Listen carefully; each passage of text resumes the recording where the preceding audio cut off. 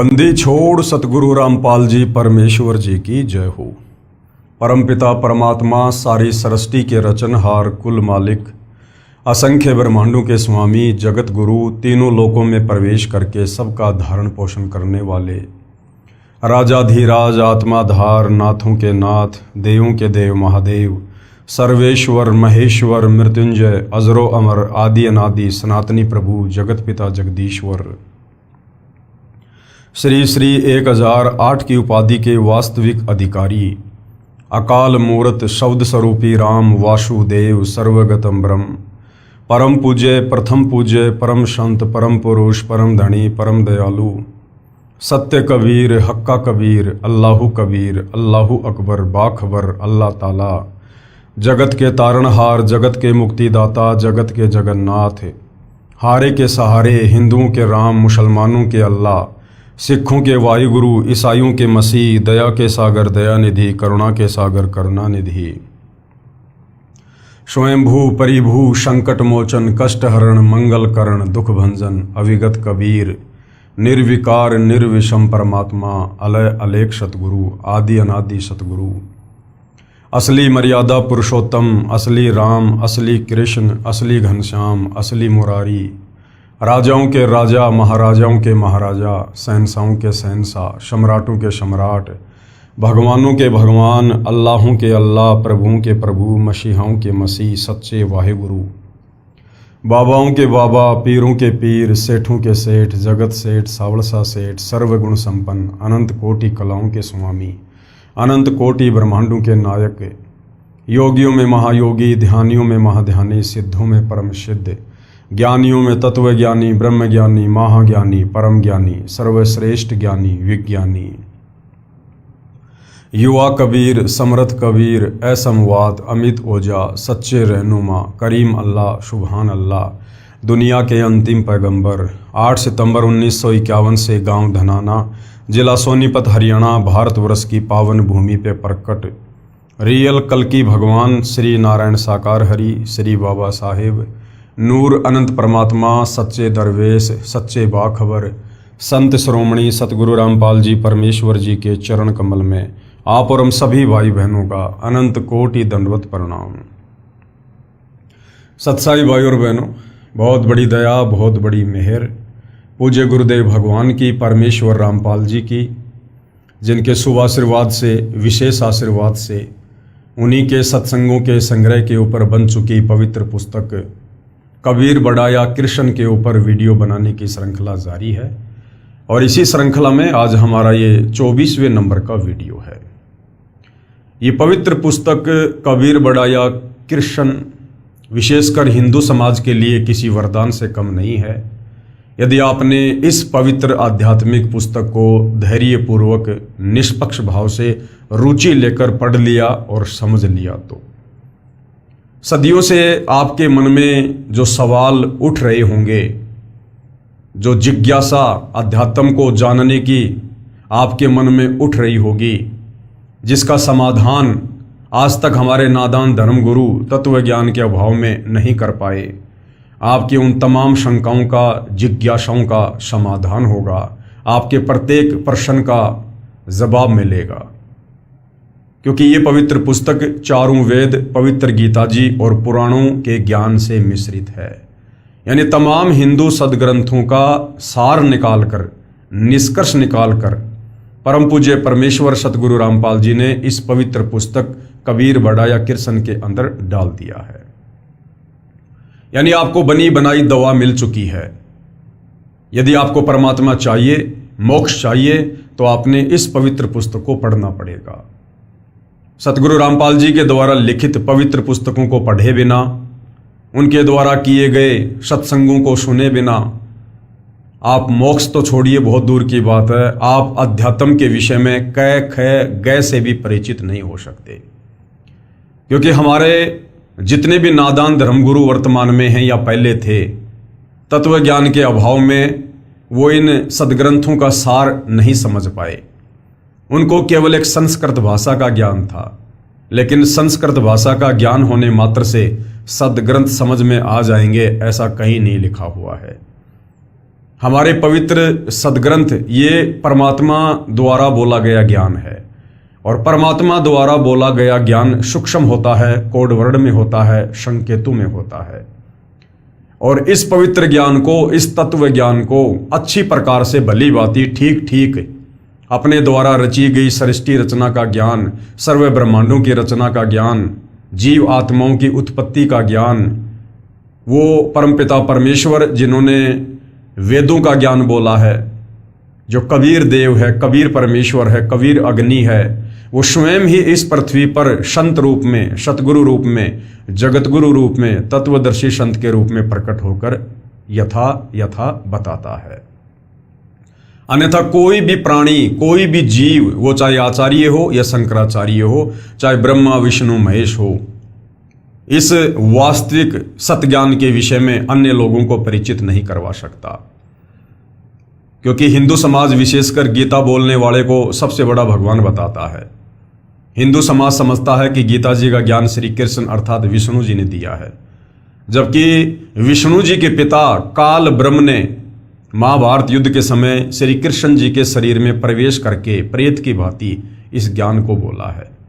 यानी वो काल ब्रह्म इस विष्णु से भी बहुत ज्यादा गुणा परम शक्ति है, और वो ब्रह्म भी, वो काल ब्रह्म भी गीता अध्याय 4 श्लोक 34 में कह रहा है कि अर्जुन, मुझे सही प्रकार से ना तो परमात्मा की स्थिति का पता है, ना मुझे सृष्टि रचना का ज्ञान है।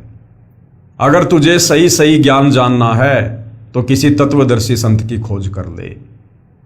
अर्थात गीता ज्ञान देने वाला भी कह रहा है कि मुझे भी कंप्लीट शास्त्रों का ज्ञान नहीं है, कंप्लीट आध्यात्मिक ज्ञान नहीं है, मुझे भी इस संसार की सृष्टि का ज्ञान नहीं है।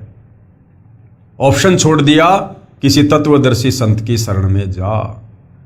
तो भाइयों और बहनों, आज वो तत्वदर्शी संत इस पृथ्वी पर सिर्फ और सिर्फ परम पूज्य सतगुरु रामपाल जी हैं। ये स्वयं पूर्ण ब्रह्म परमेश्वर हैं, कबीर देव हैं। अभी तक आपने इस पवित्र पुस्तक को जितना भी पढ़ा है या जितने भी उनके प्रवचन सुने हैं यूट्यूब पर, भली बात ही आपको समझ में आ गया होगा कि ऐसा निर्मल ज्ञान, ऐसा पाक और पवित्र ज्ञान, सर्व धर्म ग्रंथों से प्रमाणित ज्ञान आज तक हमारे नादान धर्म गुरु भी नहीं दे पाए। तो भाइयों और बहनों, यदि परमेश्वर पृथ्वी पर आएंगे, हमें अपना ज्ञान समझाएंगे, तो वे कोई विशेष आडंबर करके नहीं आएंगे। हम इंसानों को समझाने के लिए इंसानों जैसा ही बनकर आएंगे। और इसीलिए आदि शंकराचार्य जी ने गुरु की महत्वता को बताते हुए कहा है कि गुरुर ब्रह्मा गुरुर विष्णु गुरुर्देवो महेश्वर गुरुर साक्षात पूर्ण ब्रह्म तस्मै श्री गुरुवे नमः। यानी गुरु रूप में ही परमात्मा धरती पर प्रकट होते हैं। और वो गुरु पूर्ण है या नहीं है, तत्वदर्शी है या नहीं है, इसकी पहचान भी पवित्र गीता जी अध्याय 15 श्लोक नंबर 1 से 4 में लिखी हुई है कि जो उल्टे लटके हुए संसार रूपी वृक्ष के प्रत्येक भाग को सही सही बता दे कि जड़ कौन परमात्मा है, तना कौन परमात्मा है, डार कौन भगवान है, शाखाएं कौन हैं, पत्ते कौन हैं, टहनियां कौन हैं, उसे तत्वदर्शी संत समझ लेना। तो इस संसार रूपी उल्टे लटके हुए वृक्ष की व्याख्या को जो गीता अध्याय 15 श्लोक 1 से 4 में लिखा हुआ है, सतयुग बीत गया, त्रेता बीत गया, द्वापर बीत गया, ये कलयुग शुरू हो गया, केवल सतगुरु रामपाल जी परमेश्वर जी ने यथा बताया है। तो इससे स्वयं सिद्ध हो जाता है कि गीता जी के अनुसार सर्व सृष्टि रचनहार, सर्व की उत्पत्ति करता पूर्ण ब्रह्म परमेश्वर कबीर देव स्वयं सतगुरु रामपाल जी भगवान हैं। तो ये पवित्र पुस्तक उन्हीं के द्वारा लिखी गई है, यानी उन्हीं के सत्संगों का संग्रह है। और ये पवित्र पुस्तक हमें अध्यात्म के विषय में बहुत कुछ समझा रही है। आज हमारा 24वें नंबर का वीडियो है और जो मुद्दा चल रहा है वो है जनता की अदालत में। और जनता की अदालत में जज खुद जनता है, क्योंकि वर्तमान में जनता शिक्षित है, एजुकेटेड है, अपनी आंखों से धर्मशास्त्रों को देखकर सच्चाई को जान सकती है, निर्णय कर सकती है। मुद्दा क्या चल रहा है? कबीर बढ़ाया Krishna, who is supreme God, सर्वशक्तिमान परमात्मा कौन है। जितने भी हिंदू धर्मगुरु हैं, आचार्य शंकराचार्य हैं, ये दावा कर रहे हैं जनता की अदालत में श्री कृष्ण उर्फ विष्णु की तरफ से उसके वकील बनकर कि यदि कोई पूर्ण परमात्मा है, कोई मोक्षदाता है, अजरो अमर अविनाशी है, तो केवल श्री कृष्ण उर्फ विष्णु जी हैं। दूसरी तरफ कबीर जी के वकील सतगुरु रामपाल जी ने यह क्लियर कर दिया जनता की अदालत में सर्व हिंदू धर्म ग्रंथों को दिखा दिखाकर कि सुप्रीम गॉड कबीर है, और वो कबीर वो कभी नहीं मरता है, वो अविनाशी है, वो किसी मां के गर्भ से जन्म नहीं लेता है। और शिक्षित जनता अपनी आंखों से कि कबीर ही पूर्ण परमात्मा है, अपने ही धर्म ग्रंथों से देख देख कर अब अध्यात्म से परिचित होती जा रही है, और अध्यात्म को और अच्छे से जानने के लिए सतगुरु रामपाल जी से तरह तरह के सवाल कर रही है, और सतगुरु रामपाल जी उनके प्रत्येक सवाल का प्रमाणित जवाब दे रहे हैं। उसी कड़ी में हम आगे बढ़ेंगे। जनता ने सवाल किया था कि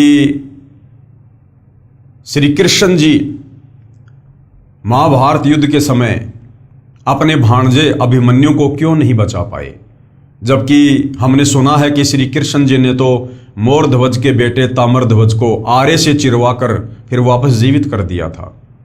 फिर महाभारत युद्ध के समय जब चक्रव्यूह में अभिमन्यु मारा गया, जो श्री कृष्ण जी का सगा भांजा था, सुभद्रा रो रही थी, अपने भाई श्री कृष्ण से प्रार्थना कर रही थी, अर्जुन रो रहा था, अपने साले श्री कृष्ण जी से प्रार्थना कर रहा था कि अपने भांजे को जीवित करो, आप तो सर्वशक्तिमान हो, तीनों लोकों के स्वामी हो, त्रिलोकीनाथ हो। लेकिन श्री कृष्ण जी अपने भांजे अभिमन्यु को जीवित नहीं कर पाए। तो जब जनता ने सतगुरु रामपाल जी से इस सवाल का जवाब जानना चाहा, तो सतगुरु रामपाल जी ने बताया कि जब इस प्राणी की श्वासें समाप्त हो जाती हैं, उसके बाद ये ब्रह्मा विष्णु महेश भी उसमें प्राण नहीं डाल सकते, और जब तक इस जीव में श्वास हैं तब तक ये कितनी बार उसको मार सकते हैं, तोड़ मरोड़ सकते हैं, पुनः जीवित कर सकते हैं। जिस प्रकार एक जादूगर अपनी जादूगरी से, वो जादूगरी भी एक आध्यात्मिक सिद्धि होती है, सबके सामने एक व्यक्ति को बीच में से काट देता है, दोनों टुकड़े अलग अलग दिखाता है, और उसके बाद उस व्यक्ति को जोड़ देता है। तो श्री कृष्ण जी ने जो किया ताम्रध्वज के साथ, वो एक जादूगरी थी। लेकिन सबसे बड़ा जादूगर, जादूगरों का जादूगर, वो कबीर परमात्मा है, जो किसी भी प्राणी की यदि श्वासें शेष ना हो, उसमें अपनी तरफ से श्वासें डाल सकता है। तो जनता संतुष्ट हुई और आगे अध्यात्म को जानने का और प्रयास कर रही है, और सतगुरु रामपाल जी जनता की अदालत में जनता को और क्या कुछ बता रहे हैं। श्री कृष्ण जी का अंत महादुखमय रहा, यानी समस्त हिंदू धर्म गुरु जो श्री कृष्ण उर्फ विष्णु को पूर्ण परमात्मा की संज्ञा दे रहे हैं अपनी नादानी के चलते, तो श्री कृष्ण जी का अंत क्या हुआ, कितना दुखमय उनका अंत हुआ, कितनी दुर्गति से उनकी मृत्यु हुई।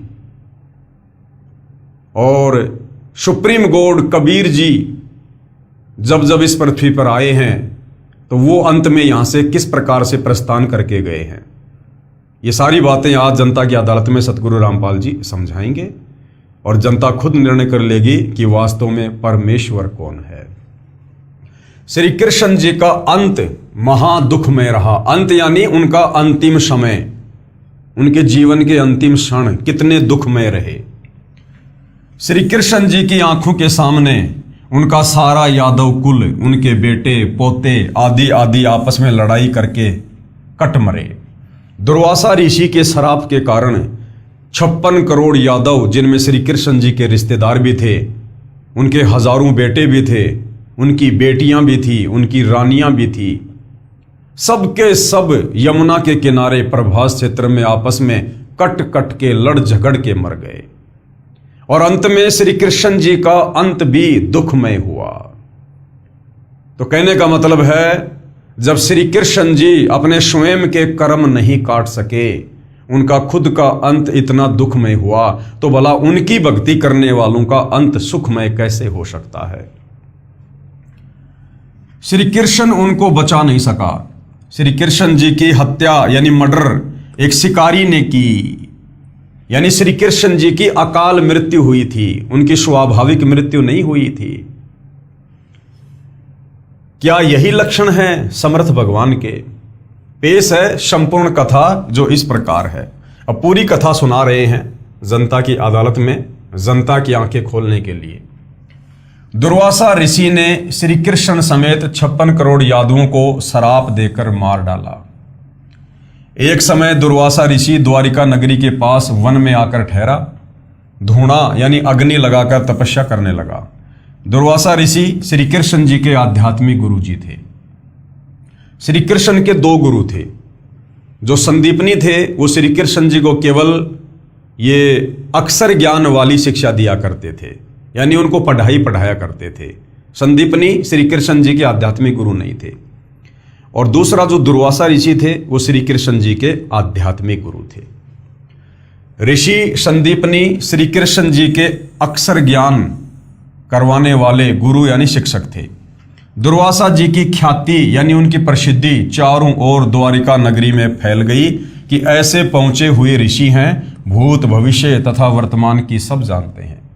द्वारिका के निवासी श्री कृष्ण से अधिक शक्तिशाली किसी भी ऋषि व देव को नहीं मानते थे, क्योंकि द्वारिका के लोग, विशेषकर यादव समाज के लोग, अभिमानी हो गए थे कि श्री कृष्ण जी ये त्रिलोकी नाथ हैं, हमारे यादव कुल में हैं, भला हमें किसका डर किसका भय। तो वो लोग अभिमानी हो गए थे। उनको अभिमान था कि हमारे साथ श्री कृष्ण है, कोई भी देव ऋषि व साधु हमारा कुछ नहीं बिगाड़ सकता। श्री कृष्ण को सर्वशक्तिमान मान रखा था। द्वारिका के नौजवानों को शरारत सूझी। क्या शरारत सूझी? द्वारिका के नौजवानों को आपस में विचार किया कि साधु लोग ढोंगी होते हैं, इनकी पोल खोलनी चाहिए। चलो दुर्वासा ऋषि की परीक्षा लेते हैं। श्री कृष्ण के पुत्र प्रद्युम्न ने गर्भवती स्त्री का श्वांग धारण किया, पेट के ऊपर छोटा कड़ाहा बांधा, उसके ऊपर रुई लोगड़ रखकर वस्त्र बांधकर स्त्री के कपड़े पहना दिए, उसका एक पति बना लिया। 7-8 नौजवान यादव उनके साथ दुर्वासा के डेरे में गए और प्रणाम करके निवेदन किया कि ऋषि जी, आपका बहुत नाम सुना है कि आप भूत भविष्य तथा वर्तमान की जानते हैं। ये पति पत्नी हैं, इनके विवाह के 12 वर्ष बाद परमात्मा ने संतान की आस पूरी की है। ये जानना चाहते हैं कि गर्भ में लड़का होगा या लड़की। यह जानने के लिए उतावले हो रहे हैं, कृपया बताने का कष्ट करें। अब देखो, श्री कृष्ण जी का लड़का प्रद्युम्न शादीशुदा था, उसको भी संतान थी, और उसके बावजूद भी संतों के साथ में मजाक करने पहुंच गया। तो आप भली बात ही समझ सकते हैं भाइयों और बहनों कि यादव कुल के लोग उस समय किस प्रकार से अभिमानी हो गए थे। दुर्वासा ऋषि ने ध्यान लगाकर देखा तो सब समझ में आ गया। क्रोध में भरकर बोला, बताऊं क्या होगा? सबने एक स्वर में कहा कि हाँ ऋषि जी बताओ। दुर्वासा बोला कि इस गर्भ से यादव कुल का नाश होगा। इस गर्भ से क्या होगा? इस गर्भ से यादव कुल का नाश होगा। श्राप दे दिया दुर्वासा ऋषि ने। चले जाओ यहां से। सब भाग लिए। गांव में बुद्धिमान बुजुर्गों को पता चला कि बच्चों ने ऋषि दुर्वासा के साथ मजाक कर दिया। ऋषि ने यादव कुल का नाश होने का श्राप दे दिया। जुल्म हो गया, सब मरेंगे। अब क्या उपाय किया जाए? सब मिलकर अपने गुरु तथा राजा श्री कृष्ण जी के पास गए तथा सब हाल कह सुनाया। श्री कृष्ण जी से कहा कि इस कहर से आप ही बचा सकते हो। श्री कृष्ण जी ने कहा कि उन सब बच्चों को साथ लेकर ऋषि दुर्वासा के पास जाओ, इनसे क्षमा मंगवाओ, तुम भी बच्चों की ओर से क्षमा मांगो। सब मिलकर ऋषि दुर्वासा के पास गए तथा बच्चों से गलती की क्षमा याचना करवाई, स्वयं भी क्षमा याचना की। ऋषि दुर्वासा बोले कि वचन वापस नहीं हो सकता। इसलिए परमात्मा कहते हैं तीर कमान से और बात जुबान से एक बार अगर निकल गई तो फिर वापस नहीं आती है। इसलिए भगत ने सोच समझ के बोलना चाहिए। सब वापस श्री कृष्ण जी के पास आए तथा कहा कि दुर्वासा के श्राप से बचने का उपाय बताएं। श्री कृष्ण जी ने कहा कि जो जो वस्तु गर्भ संवांग में प्रयोग की गई थी, वो कड़ाहा, रुई लोगड़ वगैरह, वो कपड़े वगैरह जो प्रद्युम्न अपने पेट के ऊपर बांध के गया था स्त्री का रूप बना के, तो श्री कृष्ण जी ने कहा कि जो जो वस्तु गर्भ स्वांग में प्रयोग की थी उनका नामो निशान मिटा दो, उन्हीं से अपने कुल का नाश होगा। कपड़े रुई लोगड़ को जलाकर उसकी राख को प्रभास क्षेत्र में नदी में डाल दो, और जो लोहे की जो कढ़ाई है उसे पत्थर पर घिस घिसाकर चूरा बनाकर प्रभास क्षेत्र में दरिया में डाल दो, ना रहेगा बांस ना बजेगी बांसुरी। अब जनता की अदालत में सतगुरु रामपाल जी जनता की आंखें खोलना चाहते हैं कि यादव कुल के लोग बड़े विश्वास के साथ जो श्री कृष्ण जी को सर्वशक्तिमान परमात्मा मान चुके थे, वो दुर्वासा ऋषि के श्राप से बचने का उपाय जानने के लिए श्री कृष्ण जी के पास गए।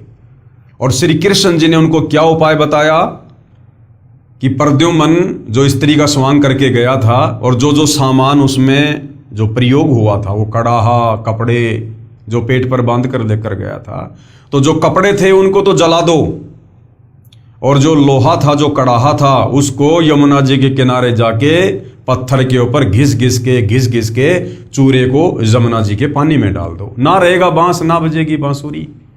ये समाधान त्रिलोकीनाथ श्री कृष्ण उर्फ विष्णु जी ने अपने समाज के लोगों को बताया। लोगों ने विश्वास कर लिया। अब विचार करना भाई और बहनों, श्री कृष्ण जी अपने कुल के लोगों का बचाव नहीं कर पाए। श्री कृष्ण जी ने उनको बचाव के बदले विनाश का सुझाव दे दिया, विनाश का सुझाव। क्योंकि जो विधि श्री कृष्ण जी ने बताई, इसी विधि से आगे चलकर 56 करोड़ यादवों का नाश होगा। गए थे श्री कृष्ण जी के पास में उपाय जानने, और श्री कृष्ण जी ने काल प्रेरणा से ऐसा उपाय बता दिया, वो उपाय आगे चलकर 56 करोड़ यादवों के सत्यानाश का कारण बन गया।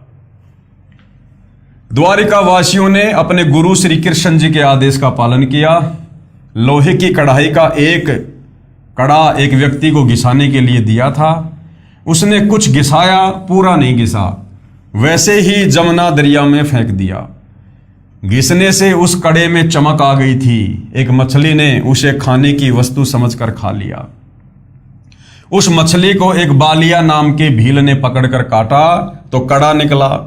उसका लोहा पक्का था। बालिया ने उसे अपने तीर का आगे वाला हिस्सा विषाक्त बनवा लिया। विषाक्त यानी जहरीला बनवा लिया। कड़ाहे का जो लोहे का चूर्ण दरिया में डाला था, उसका तेज तीखे पत्तों वाला घास उग गया। पत्ते तलवार की तरह पहने थे। कपड़ों तथा रुई लोगड़ पुरानी रुई की राख का भी घास उग गया। कुछ वर्षों के बाद दुर्वासा के श्राप के कारण द्वारिका में अनहोनी घटनाएं होने लगी। आपसी झगड़े होने लगे, एक दूसरे को छोटी छोटी बात पर मारने लगे। सारी द्वारिका में उपद्रव होने लगे। द्वारिका नगरी के बड़े सयाने लोग मिलकर श्री कृष्ण जी के पास गए। फिर से द्वारिका के लोग श्री कृष्ण जी के पास गए, जबकि श्री कृष्ण जी तो पहले समाधान बता चुके थे, लेकिन श्री कृष्ण जी का समाधान बिल्कुल काम नहीं आया। दुर्वासा ऋषि का श्राप ज्यादा प्रबल और त्रिलोकीनाथ श्री कृष्ण जी का समाधान कमजोर पड़ गया। तो द्वारिका के लोग एक बार फिर से समाधान जानने के लिए श्री कृष्ण जी के पास गए तथा दुख बताया कि नगरी में किसी को किसी का बोल ही अच्छा नहीं लग रहा। बिना बात के मरने मारने को तैयार हो जाते हैं। छोटे बड़े की शर्म नहीं रही। क्या कारण है तथा यह कैसे शांत होगा? श्री कृष्ण जी ने बताया कि ऋषि दुर्वासा के श्राप के कारण यह हो रहा है। अरे भाई, आपने तो पहले समाधान बता दिया था। आप तो त्रिलोकीनाथ हैं, आपके द्वारा बताया गया समाधान फैल कैसे हो गया? दुर्वासा ऋषि का श्राप तो नष्ट हो जाना चाहिए था, लेकिन नहीं हुआ। फिर से क्या कह रहे हैं श्री कृष्ण जी, इसका समाधान सुनो। दूसरा समाधान बता रहे हैं, नगरी के सभी नर यानी छोटे नवजात लड़के सहित यादव प्रभास क्षेत्र में उसी स्थान पर यमुना नदी में स्नान करो जिस स्थान पर कड़ाही का चूर्ण डाला था। और दूसरा क्या उपाय बताया श्री कृष्ण जी ने कि मैंने तुम्हें जो वो कड़ाही को घिस घिस के उसका चूरा जिस जगह पर यमुना नदी में डालने को कहा था ना, सुबह सुबह सारे यादव, अगर आज भी किसी का जन्म हुआ है, उस बच्चे को भी जो लड़का हो, लड़की नहीं, केवल पुरुष नर यादव, सारे के सारे वहां जाकर स्नान करो, दुर्वासा ऋषि का श्राप कट जाएगा। अब देखना दुर्वासा ऋषि का श्राप कटता है या यादव आपस में कट कट के मरते हैं। यादव प्रभास क्षेत्र में उसी स्थान पर यमुना नदी में स्नान करो जिस स्थान पर कड़ाई का चूर्ण डाला था। श्राप से बचने के लिए द्वारिका नगरी के सब बालक, नौजवान तथा वृद्ध स्नान करने गए। श्री कृष्ण जी पर विश्वास करके स्नान करके बाहर निकलकर एक दूसरे से गाली गलौज करने लगे और उस कड़ाही के चूरे से उत्पन्न घास को उखाड़कर एक दूसरे को मारने लगे। तलवार की तरह घास से सिर कटकर दूर गिरने लगे। कुछ व्यक्ति बचे थे, अन्य सब के सब लड़कर मर गए। उन बचे हुओं को ज्योति निरंजन काल ने स्वयं श्री कृष्ण जी में प्रवेश करके उस घास से मार डाला। ज्यादातर तो वही समाप्त हो गए जो समाधान श्री कृष्ण जी ने बताया था। समाधान के बजाय उनका विनाश हो गया, आपस में लड़ झगड़ के कट कट के मर गए। श्री कृष्ण जी का कोई समाधान काम नहीं आया। थोड़े बहुत यादव बचे थे, उनको खुद श्री कृष्ण जी के रूप में उस काल ने, यानी श्री कृष्ण जी में प्रवेश करके, जैसे महाभारत युद्ध के समय गीता का ज्ञान देने के लिए काल खुद श्री कृष्ण में प्रवेश कर गया था, इसी प्रकार से श्री कृष्ण में प्रवेश करके और उस काल ने, ज्योति निरंजन ने, ब्रह्म ने बचे कुछ यादवों का खुद संहार किया। अकेला श्री कृष्ण बचा था। अब कौन बचा? अकेले श्री कृष्ण जी बचे हुए थे। एक वृक्ष के नीचे जाकर लेट गया। अब दुर्वासा ऋषि ने श्राप क्या दिया था? यादव कुल का सत्यानाश होगा, सर्वनाश होगा। तो श्री कृष्ण जी भी यादव कुल में थे, अर्थात श्री कृष्ण जी का भी नाश होना था, सर्वनाश होना था। श्री कृष्ण जी अपना भी बचाव दुर्वासा के श्राप से नहीं कर पाए। अकेले श्री कृष्ण जी बचे थे। एक पेड़ के नीचे जाकर लेट गया, एक पैर को दूसरे पैर के घुटने पर रखकर लेट गया। दाएं पैर के पंजे में पद्म जन्म से लगा था। श्री कृष्ण जी के दाएं पैर के तलवे में बचपन से ही क्या था? एक पद्म था जो कि वो चमकता था, जो चमक रहा था।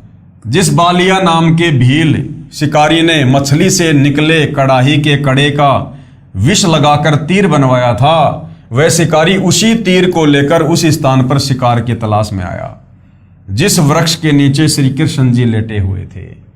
वृक्ष की छोटी छोटी टहनियां चारों ओर नीचे पृथ्वी को छू रही थी, लटक रही थी। उन झुरमुटों में से श्री कृष्ण जी के पैर का जो पद्म था वो ऐसा लग रहा था जैसे किसी हिरण की आंख चमक रही हो। शिकारी बालिया ने आओ देखा ना ताव, उस चमक पर तीर दे मारा। बालिया ने देखा ये कोई हिरण की आंख है जो चमक रही है, और सारा दिन हो गया था, शिकार उसको मिला नहीं। उसने देखा बड़ी मुश्किल से शिकार मिला है। उसने आओ देखा ना ताव, और वो जो जहर लगा हुआ तीर उसने बनवाया था उसी कड़ाई का, जिस कड़ाई को जमुना नदी में घिस घिस कर डालने के लिए श्री कृष्ण जी ने सलाह दी थी। यानी श्री कृष्ण जी ने यादव कुल के सर्वनाश की सलाह दी और अपने खुद के सर्वनाश की, अपनी खुद की मृत्यु की सलाह दी। शिकारी बालिया ने आओ देखा ना ताव, उस चमक पर तीर दे मारा। तीर निशाने पर लगा।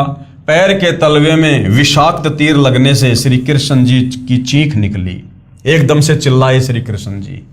बालिया समझ गया कि किसी व्यक्ति को तीर लगा है। निकट जाकर देखा तो कोई राजा है। पूछने पर पता चला कि श्री कृष्ण है।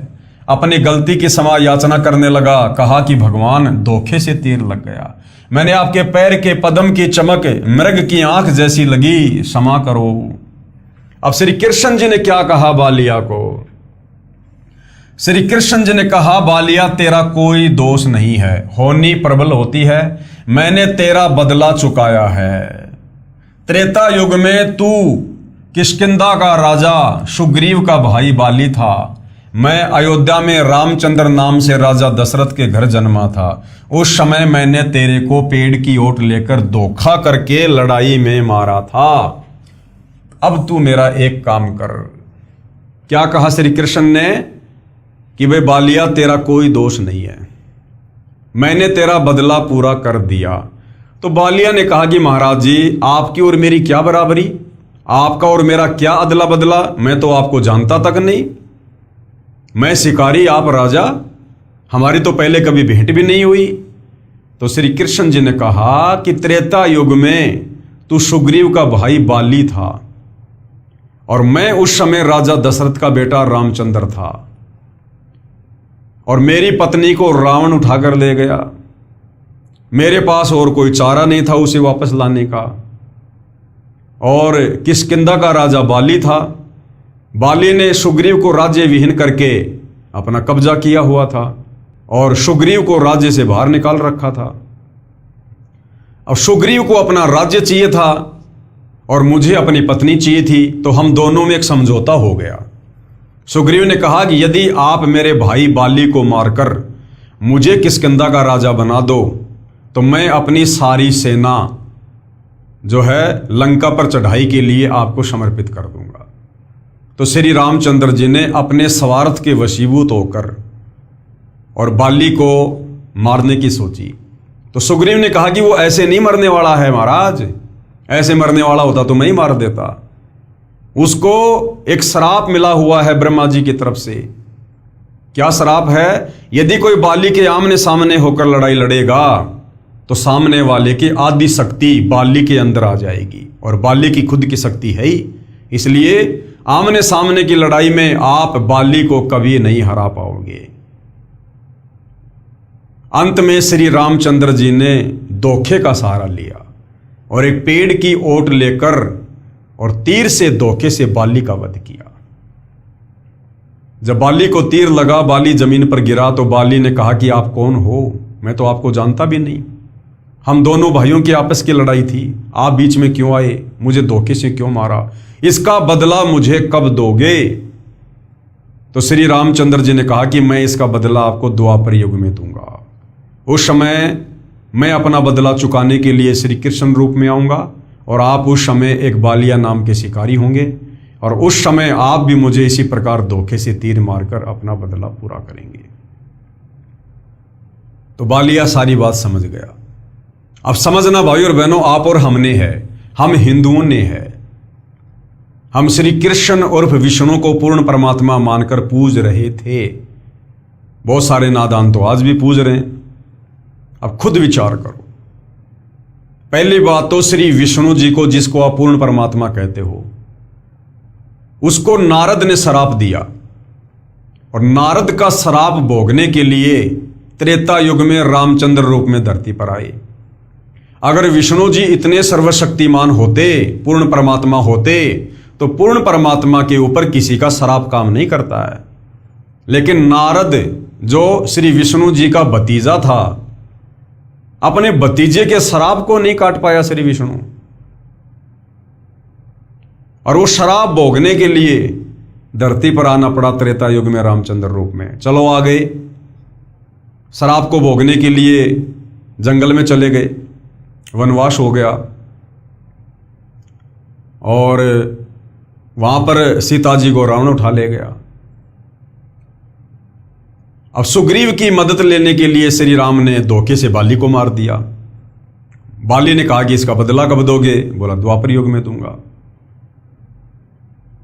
तो त्रेता युग में श्री रामचंद्र जी ने धोखे से जो बाली को मारा, उनका एक वो कर्म बन गया, और अपना वो कर्म भोगने के लिए श्री विष्णु उर्फ रामचंद्र ने खुद द्वापर युग में आना पड़ा बदला देने के लिए। तो विचार करो भाइयों और बहनों, जब श्री रामचंद्र जी अर्थात विष्णु जी अपने खुद के कर्म नहीं काट सके, उस कर्म का जो त्रेता युग में बाली मारा था उसका बदला देने के लिए द्वापर में जन्म लेके आना पड़ा श्री कृष्ण रूप में।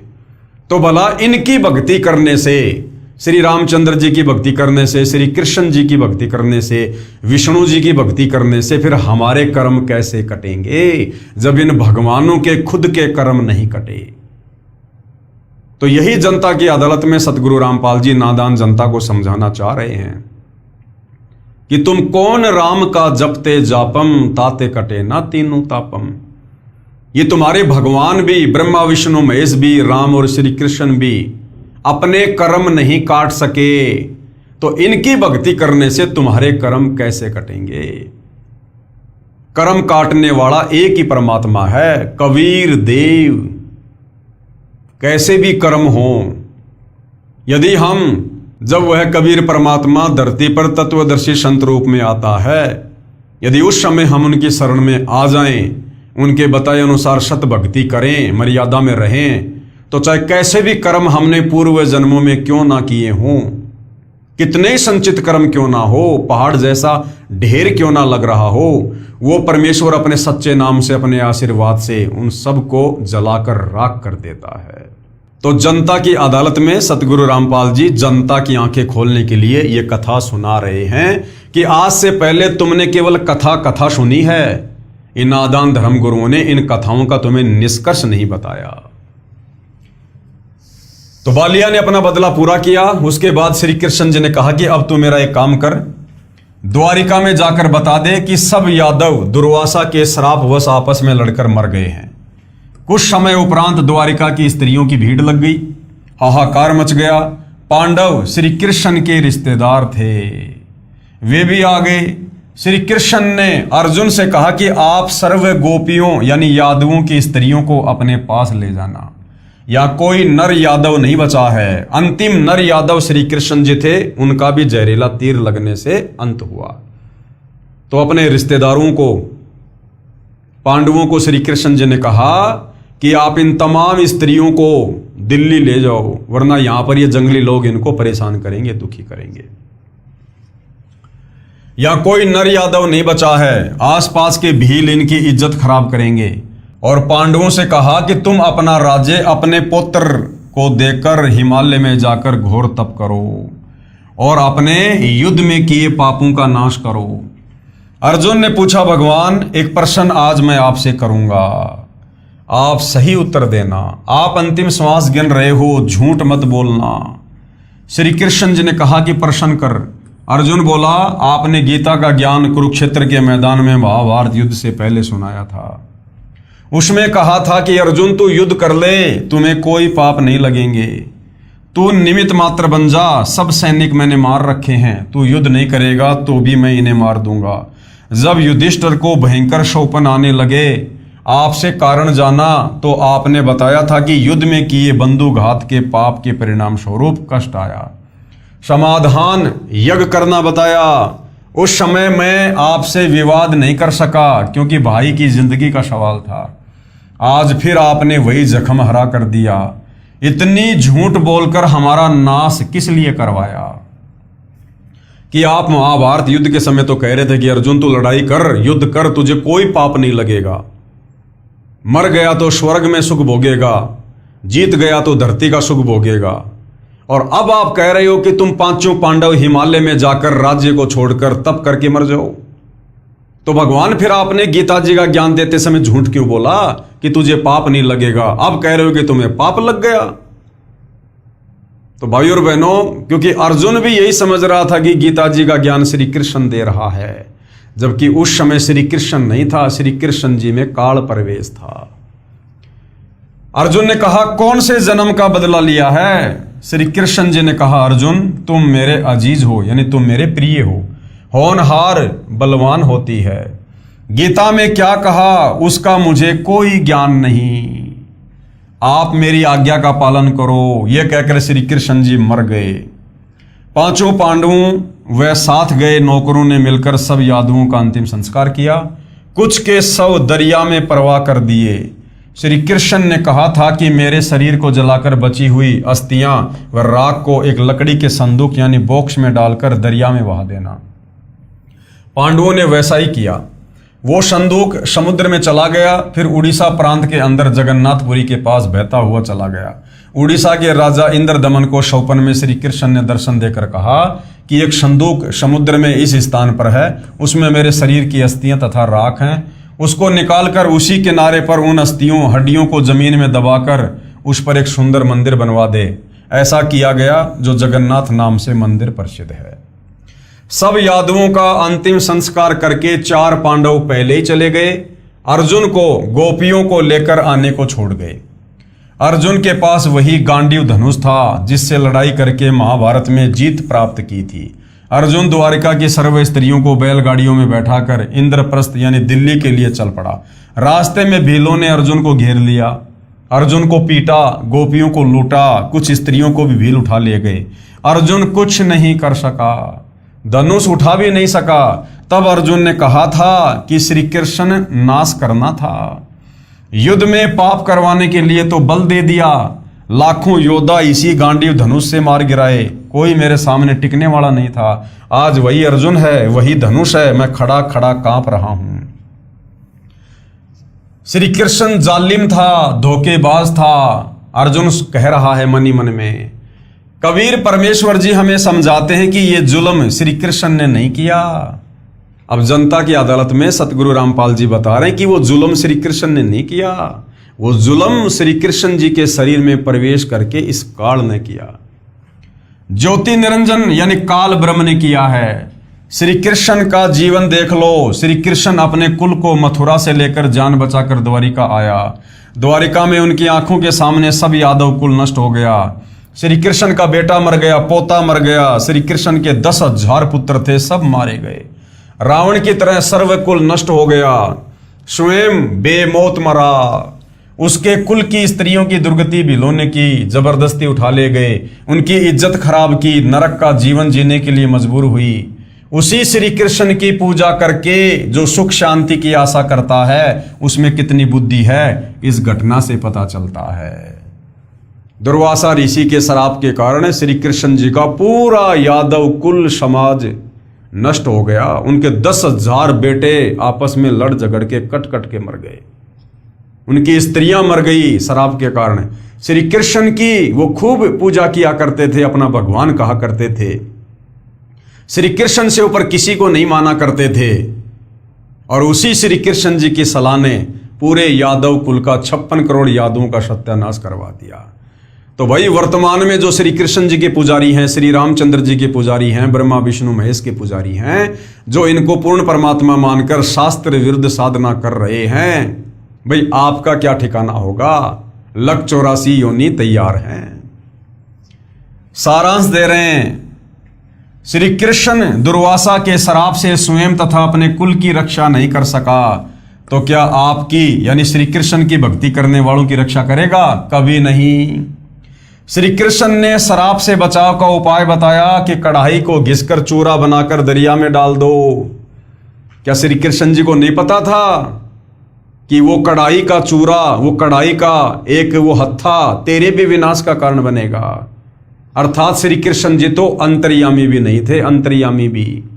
अगर अंतर्यामी होते, भूत भविष्य की जानने वाले होते, तो कभी भी ये सलाह नहीं देते। अंतर्यामी होते तो देख लेते कि ये जो कढ़ाई है इसको घिसेंगे, पूरी नहीं घिसी जाएगी, उसका जो पकड़ने का हत्था है उसको दरिया में डाल दिया जाएगा, फिर उसको एक मछली निकल जाएगी, मछली को एक शिकारी पकड़ लेगा, फिर वो मछली को चीरेगा, उसमें से वो लोहा निकलेगा, उसका जहर बुझा हुआ तीर बनवाएगा और फिर वही तीर मेरे पैर में मारेगा। तो श्री कृष्ण जी तो अंतर्यामी भी नहीं थे। श्री कृष्ण ने श्राप से बचाव का उपाय बताया कि कढ़ाई को घिसकर चूरा बनाकर दरिया में डाल दो, और वैसा ही किया गया। फिर भी श्राप ने प्रभाव दिखाया। फिर श्राप से बचने का अन्य उपाय बताया कि यमुना दरिया में जाकर स्नान करो, श्राप असर नहीं करेगा। स्नान करने गए थे, श्राप नाश करवाने वाले यादवों का ही नाश हो गया। श्राप का कष्ट 3 ताप के कारण आता है। संत गरीबदास जी ने कहा है, गरीब तुम कौन राम का जपते जापम, ताते कटे ना तीनों तापम। राम यानी भगवान परमात्मा, कि तुम किस भगवान का नाम जाप करते हो, तुम किसकी भक्ति साधना करते हो, जिसकी भक्ति साधना करते करते तुम्हारे 3 तापों के कष्ट भी नष्ट नहीं हो रहे। तो ये जो सर्व यादवों का जो नाश हुआ दुर्वासा के श्राप के कारण, ये 3 ताप में से एक ताप में आता है। और श्री कृष्ण जी उस एक ताप से भी अपने कुल को नहीं बचा पाए। तो वर्तमान वाले श्री कृष्ण जी के पुजारी तो उनके लगते क्या हैं जब वो अपने पुत्रों तक को नहीं बचा पाए। अर्थात तुम किस भगवान का जाप करते हो, भक्ति करते हो, जिससे तुम्हारे 3 ताप भी समाप्त नहीं होते। गरीब सतगुरु जो चावे सो करही, 14 कोटि दूत यम डरही, ओत भूत जम त्रास निवारे, चित्रगुप्त के कागज फाड़े। और कबीर परमात्मा क्या कर सकते हैं? कबीर परमेश्वर वो कर सकते हैं जो सृष्टि में कोई नहीं कर सकता। सर्व के दुख निवारण कर सकते हैं। कितना भी भयंकर किसी भी जन्म में किसी को किसी देव का या ऋषि का श्राप लगा हुआ हो, उसको भी कबीर परमेश्वर जब सतगुरु रूप में धरती पर आते हैं और यदि कोई उनकी शरण में आ जाता है तो उस ताप को भी वो बेअसर कर देते हैं, नष्ट कर देते हैं। सतगुरु जो चावे सो करही, 14 कोटि दूत यम डरही। ऊत भूत जम त्रास निवारे, चित्रगुप्त के कागज फाड़े। गरीब जम जोरा जासे डरे और मिटे कर्म के लेख, सतगुरु पुरुष कबीर है कुल के सतगुरु एक। गरीब सब पदवी के मूल हैं, शकल सिद्धि हैं तीर। दास गरीब सत्य पुरुष भजो, अविगत कला कबीर। अर्थात सतगुरु कबीर जी पूर्ण परमात्मा हैं। वे 3 ताप तो क्या सर्व पापों का नाश कर देते हैं। जो चाहे सो कर सकते हैं। पाप कर्मों के लेख मिटा देते हैं। उनसे 14 करोड़ जो यम के दूत हैं वे भी भय मानते हैं यानी डरते हैं। जम यानी यमराज और जोरा यानी मृत्यु जिससे डरते हैं वे सतगुरु कबीर जी हैं। कुल के यानी सबके, पूरी सृष्टि के एकमात्र सतगुरु यानी यथार्थ आध्यात्मिक ज्ञान देने वाले हैं। सत्य पुरुष यानी अविनाशी परमात्मा समर्थ हैं। सब पदवियों के योग्य वही हैं। जैसे परमात्मा पदवी, बंदी छोड़ की पदवी, कवि की पदवी, सृजनहार की पदवी, पालनहार की पदवी आदि आदि सब पदवी के मूल हैं। सब सिद्धियां उन्हीं के पास हैं। उस सत्य पुरुष यानी कबीर परमात्मा के अवतार कबीर जी हैं। उस सत्य पुरुष के अवतार कबीर जी हैं यानी उस सत्य पुरुष स्वयं ही अवतार रूप में धरती पर प्रकट होते हैं। उस सत्य पुरुष की भक्ति करो। गरीब हम सुल्तानी नानक तारे, दादू को उपदेश दिया और जाति जुलाहा भेद न पाया, काशी माए कबीर हुआ। अर्थात संत गरीबदास जी ने स्पष्ट किया है कि कबीर कौन है। बताया है कि हम सब यानी मैं, कौन कह रहे हैं गरीबदास जी, कि मैं, नानक जी और दादू जी इब्राहिम आदम सुल्तान भगत जी को तारा यानी पार किया, जो काशी वाले जुलाही जाति वाले कबीर हैं। यानी 650 साल पहले सत्य पुरुष कबीर परमात्मा बनारस के काशी में 120 वर्ष तक लीला में जीवन जी के गए और एक गरीब परिवार में, एक झोपड़ी में, एक जुलाहे के घर में परमेश्वर ने लीला की, जिस कारण से उनको कबीर जुलाहा भी कहा जाता है। उनका भेद किसी को नहीं मिला यानी उनको पहचान नहीं सके कि ये समर्थ सृजनहार हैं। संत गरीबदास जी ने निष्कर्ष निकाला है कि गरीब दुर्वासा कोपे तहां यानी दुर्वासा जब क्रोधित हुआ, शराप दे दिया उसने क्रोध में अंधा होके। समझ न आई नीच यानी दुर्वासा को, श्री कृष्ण जी के गुरु को गरीबदास जी ने नीच व्यक्ति की संज्ञा दी है। यानी ऐसा तो आम व्यक्ति भी नहीं करता। क्या हुआ यदि बच्चों ने कोई गलती कर दी, मजाक कर दिया तो इतना भयंकर शराप दिया जाता है क्या? दुर्वासा को हम संत की श्रेणी में भी नहीं ले सकते। अरे संतों में तो धैर्य होता है, शीलता होती है, आधीनता होती है, विनम्रता होती है। संत तो क्षमा करने वाले होते हैं। और दुर्वासा ने गुस्से में आकर छोटी सी बात को लेकर श्राप दे दिया काल प्रेरणा से। तो गरीबदास जी ने दुर्वासा को नीच व्यक्ति की संज्ञा दी है, ना कि संत या भगत की। गरीब दुर्वासा कोपे तहां समझ न आई नीच, और 56 करोड़ यादव कटे मची रुधिर की कीच। अर्थात संत गरीबदास जी ने बताया है कि दुर्वासा दुष्ट को इतना भी समझ नहीं आई कि क्या जुल्म करने जा रहा है। जरा सी बात का इतना बड़ा दंड कि 56 करोड़ यादव कटकर मर गए, खून का कीचड़ बन गया, धरती लाल हो गई। पेश है सह शरीर सतलोक जाने व ग्रह युद्ध को समाप्त करने की सत्य कथा। अब जनता की अदालत में सतगुरु रामपाल जी जनता को बता रहे हैं, समझा रहे हैं कि तुम जिस कृष्ण उर्फ विष्णु को पूर्ण परमात्मा मानकर भक्ति कर रहे थे अज्ञानता में, उनका अंत में क्या हुआ, कितनी दुर्गति से मृत्यु हुई। जहरीला तीर लगने से अकाल मृत्यु हुई। उनकी आंखों के सामने उनका कुल नष्ट हो गया। और जो पूर्ण परमात्मा है कबीर देव, कबीर परमात्मा, वो जब 650 साल पहले धरती पर आए थे कबीर नाम से, वो अंत में किस प्रकार से गए, उनकी अकाल मृत्यु हुई या सह शरीर सतलोक गए। और कितना बड़ा अनर्थ जो उस समय भविष्यवाणी हो रखी थी कि हिंदू मुसलमानों का गृह युद्ध होगा, कबीर परमेश्वर ने अपने वचन से, अपनी शक्ति से उस गृह युद्ध को समाप्त कर दिया।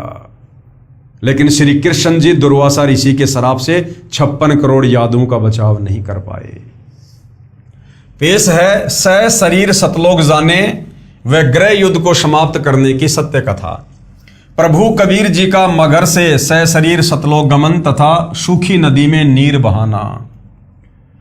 धर्म गुरुओं द्वारा भ्रम फैला रखा था कि जो काशी यानी बनारस शहर में प्राण त्यागता है वह स्वर्ग जाता है, तथा जो मगहर नगर में प्राण त्यागता है वो गधा बनता है, नरक में जाता है। इस भ्रम को तोड़ने के लिए कि जो मगहर में मरता है वह गधा बनता है और काशी में मरने वाला स्वर्ग जाता है, बंदी छोड़ कहते थे कि सही विधि से भक्ति करने वाला प्राणी चाहे वह कहीं पर भी प्राण त्याग दे, वो अपने सही स्थान पर जाएगा। उन अज्ञानियों का भ्रम निवारण करने के लिए कबीर साहिब ने कहा कि मैं मगहर में मरूंगा और सभी ज्योतिषी वाले देख लेना कि मैं कहां जाऊंगा, नरक में जाऊंगा या स्वर्ग से भी ऊपर सतलोक में जाऊंगा। कबीर साहिब ने काशी से मगहर के लिए प्रस्थान किया। वीर सिंह बघेला और बिजली खान पठान ये दोनों ही सतगुरु के शिष्य थे। वीर सिंह ने अपनी सेना साथ ले ली कि कबीर साहिब वहां पर अपना शरीर छोड़ेंगे, उस शरीर को लेकर हम काशी में हिंदू रीति से अंतिम संस्कार करेंगे। यदि मुसलमान नहीं मानेंगे तो लड़ाई करके सबको लाएंगे, क्योंकि मगहर का जो नरेश था, नवाब था, वो बिजली खान पठान था, मुसलमान था, वो भी कबीर जी का शिष्य था। और काशी नरेश वीर सिंह बघेला भी कबीर जी का शिष्य था। तो कबीर जी ने निर्णय किया पाखंड को समाप्त करने के लिए कि मैं मगहर में शरीर छोड़ूंगा। तो वीर सिंह बघेल अपनी सेना समेत चल पड़ा कि यदि मगहर का नवाब बिजली खान पठान हमें हमारे पीर, हमारे गुरु का शरीर नहीं लाने देगा तो हम लड़ाई झगड़ा करके लाएंगे। सेना भी साथ ले ली। अब इतनी बुद्धि है हमारी, गुरुदेव भगवान क्या कह रहे हैं कि हम नादानों की केवल इतनी बुद्धि है, हम भगवान को इतना ही समझ पाते हैं। उस समय कोई भी कबीर जी को समझ नहीं पाया था कि पूर्ण परमात्मा है, सह शरीर आते हैं और सह शरीर जाते हैं। कबीर परमेश्वर जी हर रोज शिक्षा दिया करते कि हिंदू मुसलमान दो नहीं है।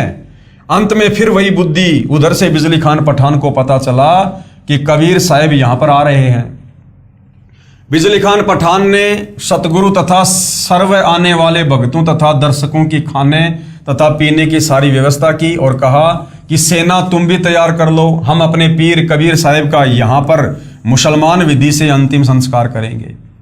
कबीर साहिब के मगर पहुंचने के बाद बिजली खान ने कहा कि महाराज जी स्नान करो। कबीर साहिब ने कहा कि मैं बहते पानी में स्नान करूंगा। बिजली खान ने कहा कि सतगुरुदेव यहाँ पर साथ में एक आमी नदी है, वो भगवान शिव के शराब से सूखी पड़ी है, उसमें पानी नहीं है। जैसी व्यवस्था दास से हो पाई है पानी का प्रबंध करवाया है, आपके स्नान के लिए प्रबंध किया है, लेकिन संगत बहुत आ गई, इनके नहाने की तो बात बन नहीं पाएगी। पीने का पानी पर्याप्त मात्रा में बाहर से मंगवा रखा है। कबीर साहिब ने कहा कि वह नदी देखे कहाँ है। उस नदी पर जाकर कबीर साहिब ने हाथ से ऐसे इशारा किया जैसे ट्रैफिक पुलिस का सिपाही रुकी हुई गाड़ियों को जाने का संकेत करता है। वह आमी नदी पानी से पूरी भरकर चल पड़ी। बोलो सतगुरुदेव भगवान की जय हो। ये आमी नदी वहां पर अभी भी विद्वान है। सबने परमेश्वर कबीर जी की जय जयकार की। कबीर साहिब ने कहा कि एक चादर नीचे बिछाओ, एक मैं ऊपर ओढ़ूंगा, क्योंकि वे जानी जान तो थे। कहने लगे कि ये सेना कैसे ला रखी है तुमने। अब बिजली खान पठान और वीर सिंह बघेला आमने सामने खड़े हैं। उन्होंने तो मुंह लटका लिया और बोले नहीं। वे दूसरे हिंदू और मुसलमान बिना नाम वाले बोले, जी हम आपका अंतिम संस्कार अपनी विधि से करेंगे। दूसरे कहते हैं कि हम अपनी विधि से करेंगे, और चढ़ा ली बाहें, उठा ली हथियार तथा कहने लगे कि आ जाओ। कबीर साहिब ने कहा कि नादानो, क्या मैंने यही शिक्षा दी 120 वर्ष तक? इस मिट्टी का तुम क्या करोगे? चाहे फूक दो या गाड़ दो, इससे क्या मिलेगा? तुमने क्या शिक्षा ली मेरे से? सुन लो, यदि झगड़ा कर लिया तो मेरे से बुरा कोई नहीं होगा। वे जानते थे कि ये कबीर साहिब परम शक्ति युक्त हैं, यदि कुछ कह दिया तो बात बिगड़ जाएगी। शांत हो गए, पर मन में यही था कि शरीर छोड़ने दो, हमने तो वही करना है। वे तो जानी जान थे। कौन? कबीर परमात्मा। उस दिन गृह युद्ध शुरू हो जाता, सत्यानाश हो जाता, क्योंकि भविष्यवाणियां पहले ही हो चुकी थी कि ऐसे ऐसे उस समय भारत में हिंदू मुसलमानों का गृह युद्ध होगा, करोड़ों लोग मारे जाएंगे। यदि साहिब अपनी कृपया नहीं बख्शते, कबीर साहिब ने कहा कि एक काम कर लेना, तुम मेरे शरीर को आधा आधा काट लेना, परंतु लड़ना मत। ये मेरा अंतिम आदेश सुन लो और मानो। इसमें जो वस्तु मिले उसको आधा आधा कर लेना। महीना माघ, शुक्ल पक्ष, तिथि एकादशी, विक्रमी संवत 1575, 1575 सन 1518 को कबीर साहिब ने एक चद्दर नीचे बिछाई और एक ऊपर ओढ़ ली। कुछ फूल कबीर साहिब के नीचे वाली चद्दर पर 2 इंच मोटाई में बिछा दिए। थोड़ी सी देर में आकाशवाणी हुई कि मैं तो जा रहा हूं शतलोक में, स्वर्ग से भी ऊपर। देख लो चद्दर उठाकर, इसमें कोई शव नहीं है। जो वस्तु है वो आधी आधी ले लेना, परंतु लड़ना नहीं। जब चद्दर उठाई तो सुगंधित फूलों का ढेर शव के समान ऊंचा मिला। बोलो सतगुरुदेव भगवान की जय हो। वीर सिंह देव बघेल और बिजली खान पठान एक दूसरे के सीने से लगकर ऐसे रोने लगे जैसे कि बच्चों की मां मर जाती है। फिर तो वहां पर रुदन मच गया। हिंदू और मुसलमानों का प्यार सदा के लिए अटूट बन गया।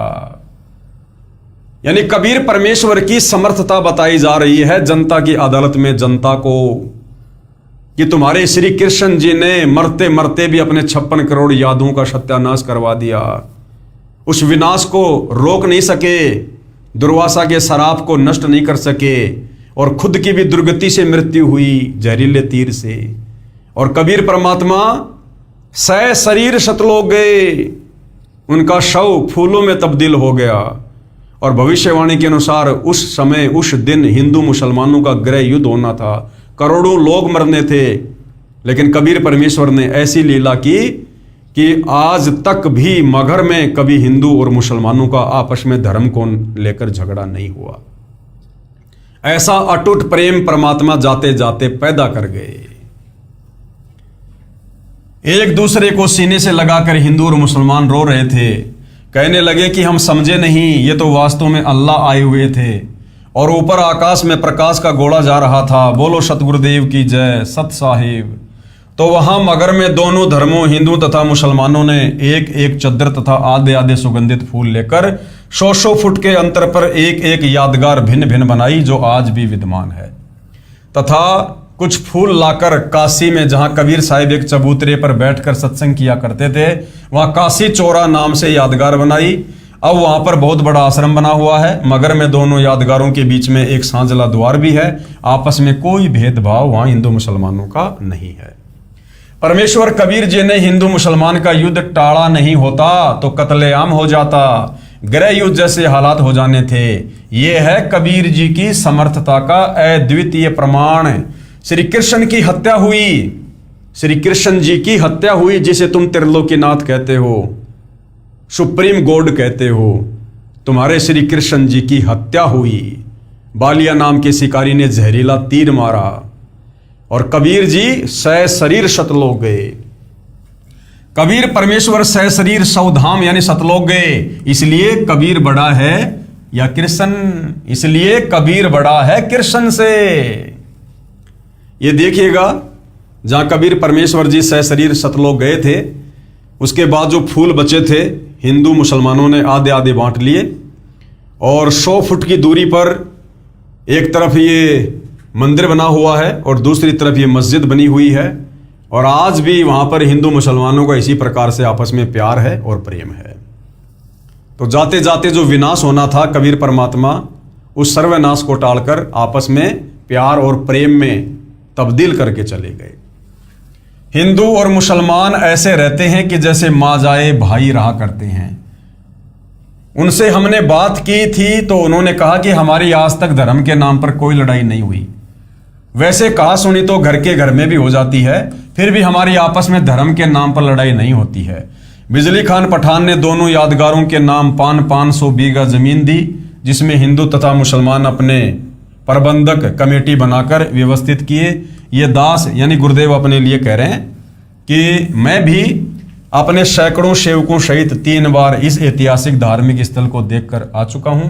वहां जाकर ऐसा लगता है जैसे हमने सच्चाई का खजाना प्राप्त हो गया हो। बोलो सतगुरुदेव की जय।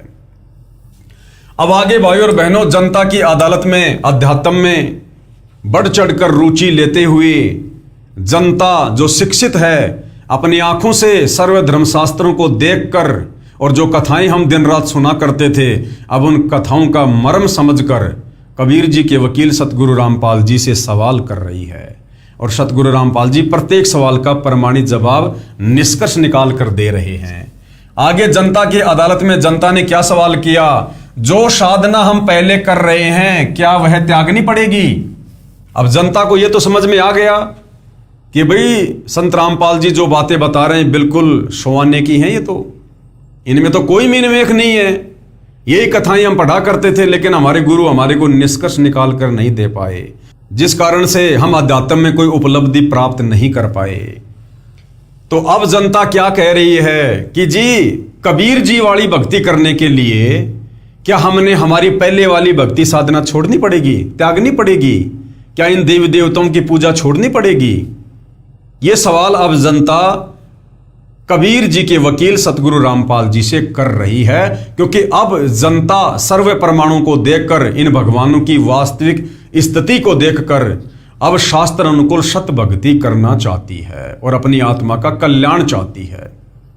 तो भाई और बहनों, इस सवाल का सतगुरु रामपाल जी क्या जवाब देंगे और किन किन शास्त्रों से क्या क्या प्रमाण दिखाएंगे, इस विषय में हम अगले एपिसोड में चर्चा करेंगे। तब तक हम परमपिता परमेश्वर सतगुरु रामपाल जी भगवान से आज्ञा लेते हैं, अनुमति लेते हैं। कल उनकी सेवा में फिर हाजिर होंगे। तब तक परमेश्वर हम सबको आशीर्वाद दे, सद्बुद्धि दे। बंदी छोड़ सतगुरु रामपाल जी परमेश्वर जी की जय हो।